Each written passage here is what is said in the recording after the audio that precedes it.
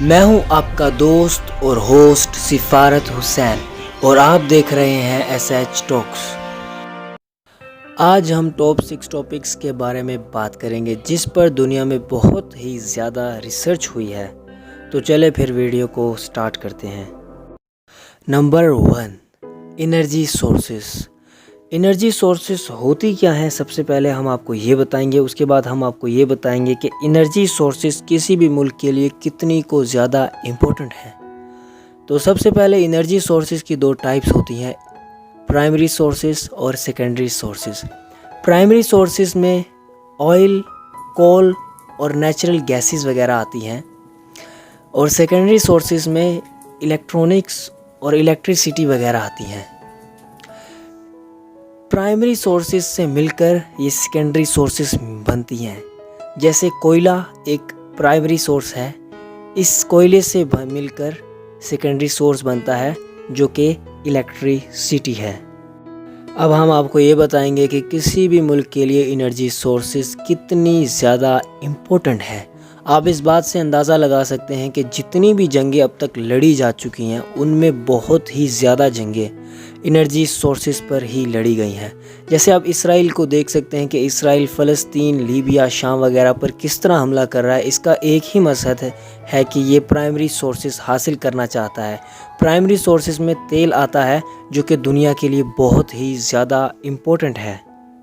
Number 2، waste disposal. اس کا dictionary meaning کوڑا نمٹائی ہے، لیکن اگر میں آپ کو اس کو عام زبان میں سمجھاؤں تو کوڑے کو سب سے پہلے کلیکٹ کرنا، اس کے بعد اس کو پروسیس کرنا اور اس کے بعد اس کو ریسائیکل کر دینا۔ جیسے آپ کو میں ایک بوٹل کی اگزامپل دوں تو جو آپ بوٹل پی کر آپ پھینک دیتے ہیں تو وہ ویسٹ مٹیریل بن جاتا ہے۔ سب سے پہلے ان بوٹلز کو کلیکٹ کیا جاتا ہے، اس کے بعد ان پر پروسیس کی جاتی ہے، ان کی صفائی کی جاتی ہے اور اس کو دوبارہ سے ریسائیکل کر کے اس میں دوبارہ سے ڈرنک ریفل کر دی جاتی ہے۔ اسے ویسٹ ڈسپوزل کہا جاتا ہے۔ دنیا میں ایسے بھی ملک ہیں جہاں پر زیرو ویسٹ موجود ہے، اور اس میں سویڈن کا نام بہت ہی زیادہ اوپر ہے۔ اور اگر میں ریسائیکلنگ کی بات کروں تو جرمنی 56% اپنا کوڑا ریسائیکل کرتا ہے، اور سوئٹزرلینڈ کا نام 5ویں نمبر پہ آتا ہے۔ نمبر 3، امپوزڈ ڈیموکریسی، نیم جمہوریت۔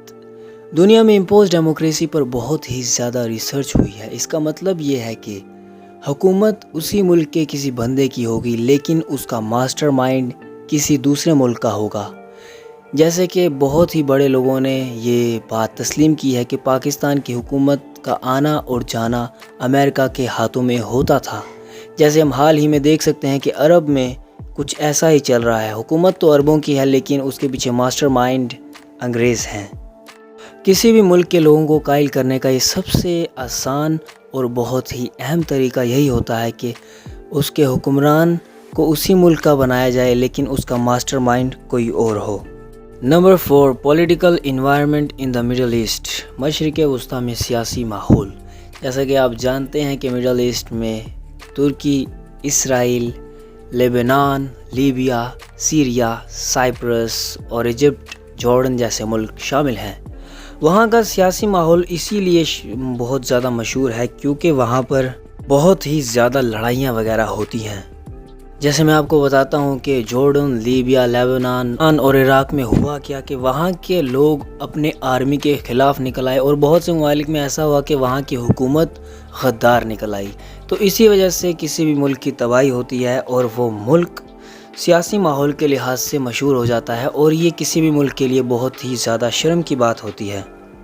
Number 5، religion and globalisation. Religion کا مطلب ہے مذہب اور گلوبلائزیشن کا مطلب ہے کسی بھی چیز کو سپیڈ اپ کرنا۔ لائک ٹرانسپورٹیشن ہو گیا، اس میں بات چیت ہو گئی یا کوئی دوسری چیزیں ہو گئی۔ ٹرانسپورٹیشن کا کچھ اس طرح آتا ہے، پہلے جو سامان ہے وہ بحری جہاز کے ذریعے بھیجا جاتا تھا لیکن اب جہاز کے ذریعے بھی بھیجا جاتا ہے، جس کی وجہ سے ٹرانسپورٹیشن میں کافی سپیڈ اپ ہوئی ہے۔ اسی طرح اگر ہم بات چیت کی بات کریں تو پہلے بات چیت خطوں کے ذریعے کی جاتی تھی جو کہ انتہائی سلو تھا، لیکن اب فون وغیرہ آ گئے ہیں جس کی وجہ سے انٹرنیٹ کی وجہ سے بات چیت میں بہت زیادہ آسانی ہو چکی ہے۔ اگر میں گلوبلائزیشن کی ٹائپس بتاؤں تو 3 طرح کی گلوبلائزیشن ہوتی ہے. ایک ہوتی ہے سوشل گلوبلائزیشن، دوسری ہوتی ہے اکنامک گلوبلائزیشن اور تیسری ہوتی ہے پولیٹیکل گلوبلائزیشن. اور یہ پولیٹیکل گلوبلائزیشن بہت ہی زیادہ امپورٹنٹ ہوتی ہے، کیونکہ کسی بھی ملک کے ساتھ جو رابطے میں مضبوطی ہوتی ہے وہ گلوبلائزیشن اس میں بہت ہی زیادہ اہم کردار ادا کرتی ہے. Number 6، UN policies on environment and their impact. ماحولیات اور ان کے اثر پر اقوام متحدہ کی پالیسیوں کا تجزیہ. اقوام متحدہ ماحولیات پر بہت سے تجزیے کرتا ہے، لیکن اس کا کوئی اتنا فائدہ نہیں ہوتا. حال ہی میں ہم دیکھیں تو بہت سے پولیٹیکل لیڈرز نے اس پر تجزیہ کیا اور خبردار کیا کہ انوائرمنٹ کو صاف کیا جائے ورنہ ملک تباہ ہو سکتا ہے. لیکن اگر ہم پاکستان کی مثال لے لیں تو پاکستان میں 3% درخت ہیں، لیکن ہر ملک میں اپنے ماحول کو بہتر بنانے کے لیے 20% درخت ہونا بہت ہی زیادہ ضروری ہے. تو دیکھیے ہمارے ملک میں صرف اور صرف 3% درخت ہیں، تو ہم اس راہ میں کتنے پیچھے ہیں اس کا اندازہ آپ خود لگا سکتے ہیں. تو درخت لگائیے، زندگی بچائیے. امید ہے کہ آپ کو ویڈیو پسند آئی ہوگی. اگر آپ کو ویڈیو اچھی لگے تو ویڈیو کو لائک کیجئے، شیئر کیجئے اور سبسکرائب کیجئے. پھر ملیں گے اگلی ویڈیو میں، تب تک کے لیے سفارت حسین کو دیجیے اجازت. اللہ حافظ.